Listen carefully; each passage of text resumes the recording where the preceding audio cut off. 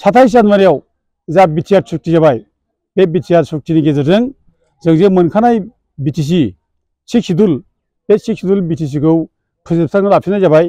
दा जों दि बे जायगानि मानसिफ्रा बयबो दुखु मोनदों। दा जों एफा गिदिर मोनखानाय जोंनि गोहो बे गोहोखौ बिटिआरआ जुदि फोजोबस्रां लाबायब्ला जों बेखौ रावबो सापर्ट खालामा, जों बेखौ रावबो गनायनो हाया होननानै दिनै बे जायगानि मानसिफ्राबो एकगत बयबो गोख्रोङै दङ। नैबे सुबर्नखाता जायगानि उपेन्द्र ब्रह्म मेम'रियेल एमइ स्कुलनि लांगोनायाव थानानै बाथ्राखौ बुंदों। नैबे जाहैबाय Upendra Brahma memorial ME school.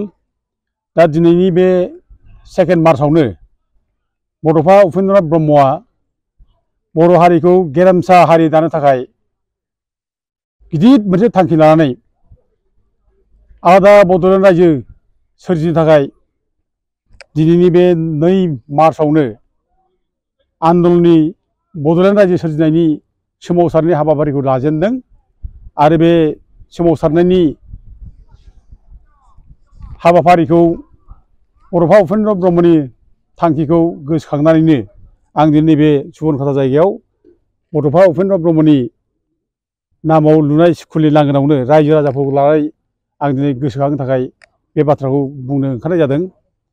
जे बड'फा उपेन्द्र ब्रह्मआ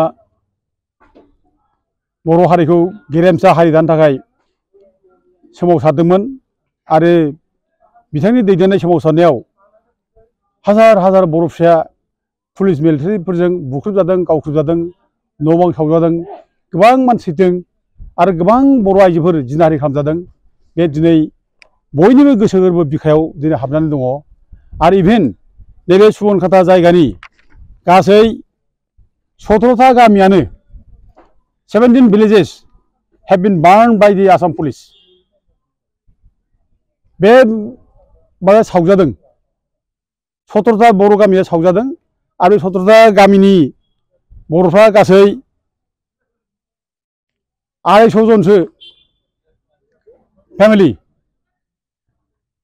गासै 1000 जनसो मानसिफ्रा सानद्रुप जंगलाव थांनानै रिलिफ केम्पआव थानो गोनां जादों, आलाय सिलाय थानो गोनां जादों, रावबो थानो हायाखै, जोबोद अयथासार।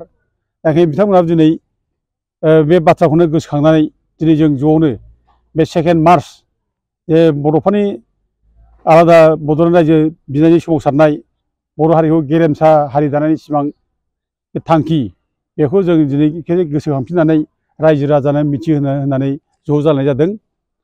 दा बड'फानि बे थांखिजोंनो आलादा बड'लेण्ड रायजोनि सोमावसारनाया जादों। दा बे आलादा बड'लेण्ड रायजोनि सोमावसारनायनि गेजेरजोंनो जों सिगाङाव 1993आव बिएसि मोनसे माने खुंथाय जों मोननो हादोंमोन। आरो बिनि उनाव बड'फानि जे गेरेमसा हारि दानायनि थांखि बे थांखिखौनो लानानै आरोबाव बिएसिजों जालिया होननानै आरोबाव आलादा भाबैनो मोनसे बिएलटिनि सशस्त्र संग्राम खालामनायनि गेजेरजों 2003आव बिटिसि मोनसे आलादा खुंथाय 6 शिड्युलनि आन्दाराव जों मोननो हादोंमोन। आरो बे बिटिसिआ जोंनि मोनसे दरलायसे रायजो बादि बियो जोंनो भारत सरकार आरो आसाम सरकारा जोंनो भारतनि संबिजितनि 6थि फारिलाइजों बिटिसिखौ जोंनो होनाय जादोंमोन। आरो बे बिटिसिआ जोंनिनो मोनसे खुंथाय आलादा रायजो बादिमोन।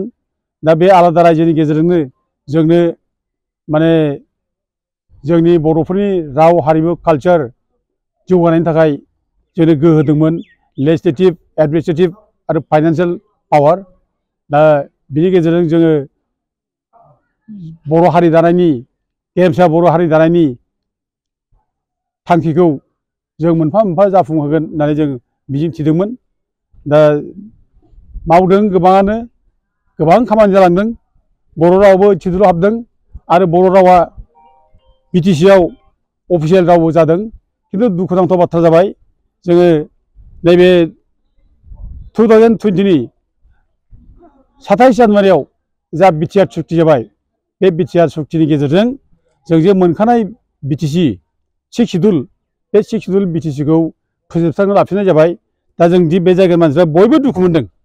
दा जों एफा गिदिर मोनखानाय जोंनि गोहो बे गोहोखौ बिटिआरआ जुदि फोजोबस्रां लाबायब्ला जों बेखौ रावबो सापर्ट खालामा, जों बेखौ रावबो गनायनो हाया होननानै दिनै बे जायगानि मानसिफ्राबो एकगत बयबो गोख्रोङैनो दङ आरो आलादा रायजो सोरजिनायनि जानाखि थांखि बे थांखियाव बिथांमोनाबो बयबो गोख्रोङै गाबथानानै दङ आरो बड'फानि जानाखि आलादा रायजो दानाय गेरेमसा बर' हारि दानायनि जानाखि फिल'सफि दा थांखि बे थांखिखौ बिसोर दासिमबो गोख्रोङै सापर्ट खालामो।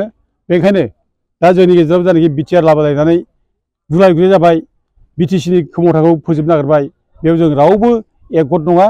दा दुखुनांथाव बाथ्रा जाबाय, दिनै जि बड'फानि दैदेननायाव जों बारसोमदोंमोन, थैथां जुजिदोंमोन, गोबां मानसि थैदोंमोन, गोबां मानसि माने भिक्टिम जादों।